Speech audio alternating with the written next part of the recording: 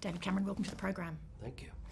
Margaret Thatcher was once asked if she had her time again, she'd do anything differently, and she said, I think I did pretty well the first time. By contrast, in your memoir, you write, I don't feel the same. When I look back over my career in politics, I do have regrets, lots. Is it fair to say your biggest regret is the Brexit referendum? No, I don't. I think looking back at the referendum, there definitely were mistakes made and things I would do differently.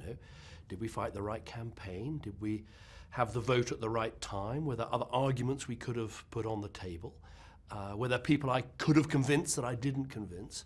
On the central question, though, of was it necessary to have a referendum, I came to the view that it was really becoming inevitable. But what do you think would have happened had you not called that referendum? Oh, I think the pressure would have grown and grown. There were votes in Parliament. The opinion polls were clear that people demanded one.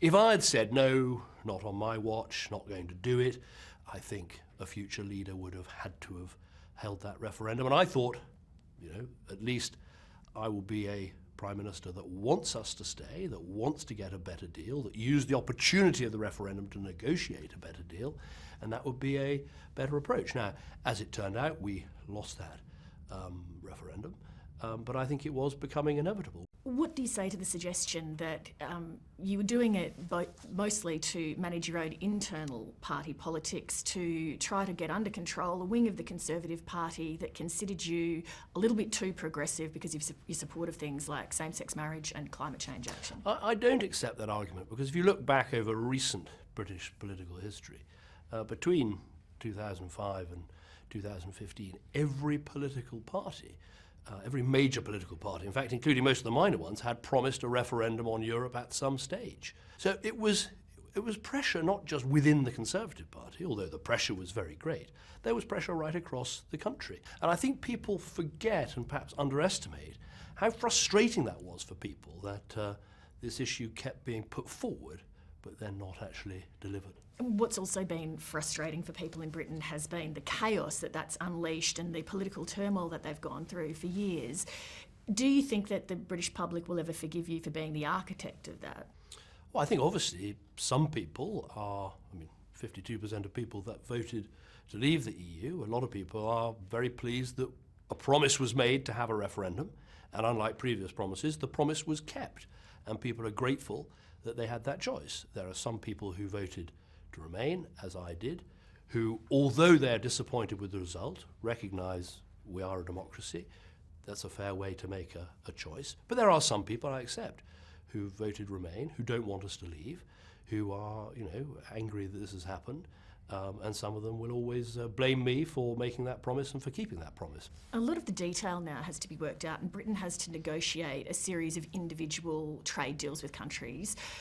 Isn't the rational position for all of your partners to take, including Australia, to stall? Because who wants to go first? Don't you want to hang back and see what concessions others are able to get? Well, I think the first thing we have to do is get on and do the deal with the European Union, because it is still our biggest market, the market on our doorstep. But I think the government's absolutely right at the same time to be talking to other countries. And there are things that the Australians will want in terms of opening up our market, and things we'll want in terms of opening up the Australian market. And I think, all those conversations we can get going with, and I hope many of them will be fruitful. Does Prime Minister Johnson ever seek your counsel? We talk from time to time, and we have a relationship. We've spoken a few times since he's been Prime Minister. Did it sting to see him win his election with a thumping majority and have that affirmation of the public's desire to leave? No, not at all. I was delighted. I'm a Conservative. I wanted the Conservative Party to win. I wanted him to lead us to victory. I think the benefit of the last election is a clear majority, a clear direction, a Prime Minister who's got a great deal of power inside his own party and inside Parliament, who can make decisions, be accountable for them, but take the country forward. And he absolutely has my support as he does that, and I'm delighted for him. You're aware of the horrendous bushfires that have devastated Australia during the past few months. Climate change is increasing the severity and the frequency of such events. Do you think it's measured and accurate to describe what the world is facing as a climate emergency? I think there are definite elements of emergency. Look, I'm not a scientist, and I always thought as Prime Minister my job was to listen to the scientists and hear what they had to say. And it seemed to, when it came to climate change, they were making two very powerful points. One is they seemed almost unanimous that these extreme weather events were connected to climate change. I'm not an expert in what's happening in Australia, but the temperatures seem to be higher, the rainfall seems to be lower. But the second thing the scientists were saying was that even if you're in doubt about some of the evidence, shouldn't you attach a probability to all of these things happening, in which case shouldn't you insure against it by cutting your carbon emissions, trying to make your economies more resilient, getting international agreements on climate change. And that's why Britain was something of a leader. Do you think that Australia's pulling its weight on emissions reduction? I think everyone has to look at what they're doing, look at their promises and ask themselves, can we do more? And what I would say to politicians who are grappling with this, and it is hard because a lot of these options aren't cost-free. In the end, someone has to pay for some of these changes, and you invest in new technologies, there's a cost. The taxpayer can pick up the bill via the government, or the electricity consumer can pick up the bill through higher bills. It is difficult, but I think what I would urge other leaders to do is keep going back and looking, what more can we do? And I think the evidence is you can take these steps, take people with you, get re-elected, as I was in 2015 at the same time. And I think to Conservative parties, I would definitely appeal and say, look, don't leave the issues of climate and the future of the planet and what we leave to our children. These are natural Conservative issues. Don't leave this to the left, or you'll get an anti-business, anti-enterprise, anti-technology response. We need business technology to be at the heart of what we do. And I think Conservatives can lead on this. Is the US President Donald Trump letting the world down with his climate denialism and the withdrawal of the US from the Paris Agreement?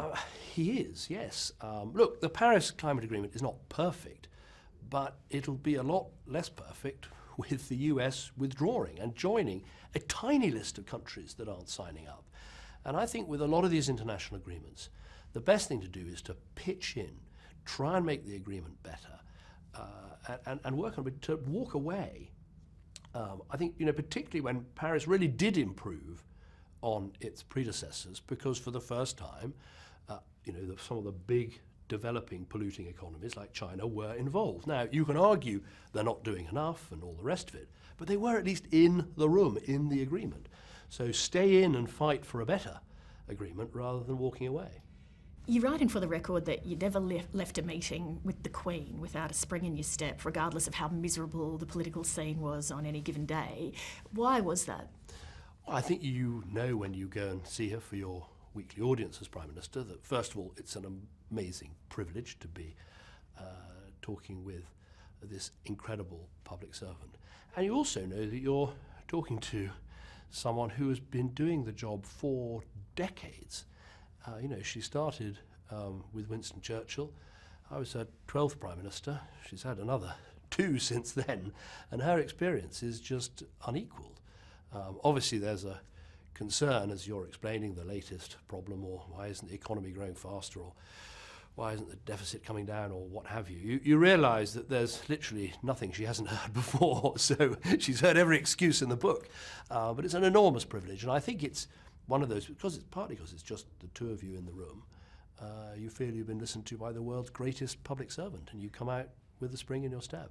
Would you anticipate that Australia would become a republic when the Queen dies? Well, I hope not, but it's your choice. I'm a great believer in not just the person of Her Majesty, but in the institution of the royal family. I think constitutional monarchy has certainly worked very well for us. It's entirely your decision. What do you think of the decision of Prince Harry and his wife, Meghan Markle, to withdraw from the royal family? Well, I think it's entirely a matter for them. I know Prince Harry a little bit. I think he's extremely nice and thoughtful young man. And this is a discussion for the royal family to have internally. But I'm sure they can make these arrangements work, and I'm sure we can wish them all well as they do so. And I'm sure that Prince Harry will want to go on giving service to his country as he has done, for the first, for his life. Do you have sympathy for Prince Harry and Meghan Markle?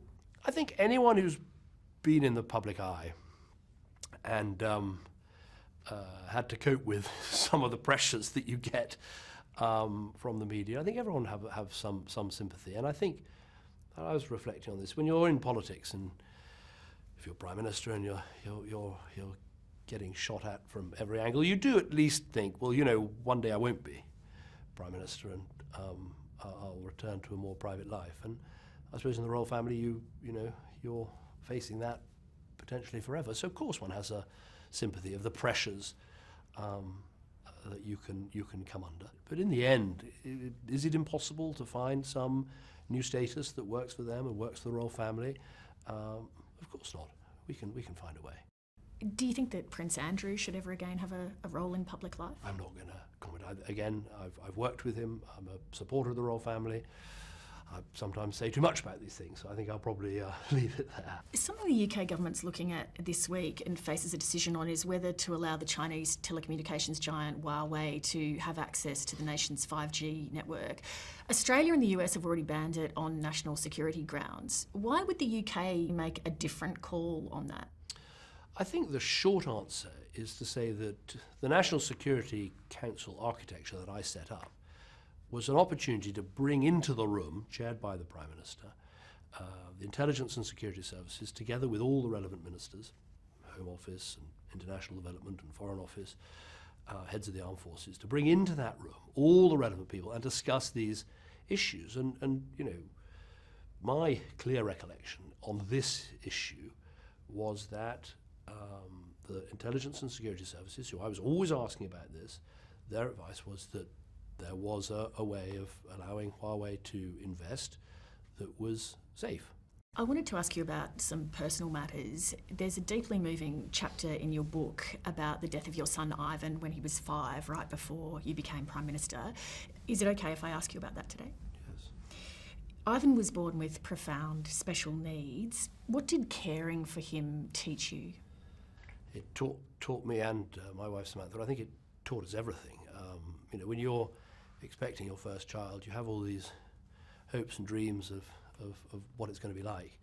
And of course, you love your child with everything you've got, irrespective of what happens. But it was such a shock when, just a few days old, he started having seizures, and then you get that news that, he's going to be profoundly disabled, he may never talk, he may not be able to walk, and he's also going to suffer and have quite a lot of pain and difficulties.